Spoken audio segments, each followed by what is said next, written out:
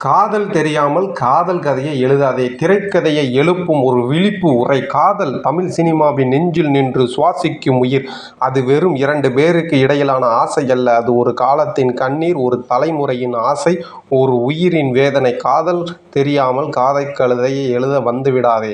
நீ தேவதாஸ் காதலை புரியவில்லை என்றால், காதலிக்கும் போது அவளை கூட இழக்க தயாராக இருக்க வேண்டும் என்ற சோகத்தை நீ எழுத முடியாது. தமிழ் சினிமாவில் மின்னிய காதல் வடிவங்கள். பரிதாப காதல் கதை. தேவதாஸ் டைப். காதலியை மனமின்றி போனாலும் மனம் விடாதவன். காதல் கொண்டேன். 7G rainbow colony. ஒருதலை காதல். எதிரில் விழியும் பார்வைக்கு நேர்மறையான பேச்சுக்கும் நடுவில் ஒரு மனம் மட்டும் துடிக்கும். 96. காதல். இந்த மாதிரியான படங்கள். முக்கோண காதல். ஒருவர் இருவரை காதலிப்பது, இருவரும் ஒருவரை காதலிப்பது, மூன்றாவது பாதி மனத்தால் விளை. வாரணம் 1000, பிரியமுடனே, பருத்திவிடன், உன்னாலே. இந்த மாதிரியான கதைகள்லாம் முக்கோண காதல் கதைகள். காதலின் புரட்சி. சமூக எதிர்ப்புகளுக்கு எதிராக வாழும் காதல் கதைகள். காதலுக்கு மரியாதை. சில்லுன்னு ஒரு காதல். இதெல்லாம் புரட்சிகரமான ஒரு கதைகள்.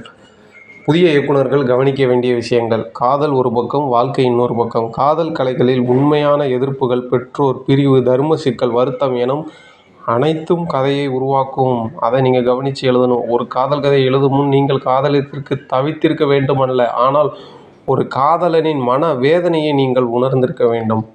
அவள் சொல்லாத நான் உன்னை நினைக்கின்றேன் என்ற மௌனத்தையும், அவன் சமாதானமான சரி என்பதன் வேதனையும் எழுந்தால் நீதான் காதல் கதையாளன். உணர்ச்சி பொங்கி எழு. நான் அவளை சந்திக்கவே இல்லை, ஆனால் அவள் என் சிரிப்புக்காக வாழ்க்கையை விட்டுவிட்டேன். இது போன்ற வசனங்களை சேர்த்துக்கொள்ளுங்கள்.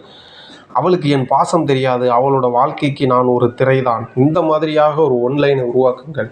இதுதான் திரைக்கதையா, இல்லை இது என் வாழ்க்கையா என்ற அளவுக்கு உணர்ச்சியில் உறைந்த கதைதான் நல்ல காதல் திரைக்கதை.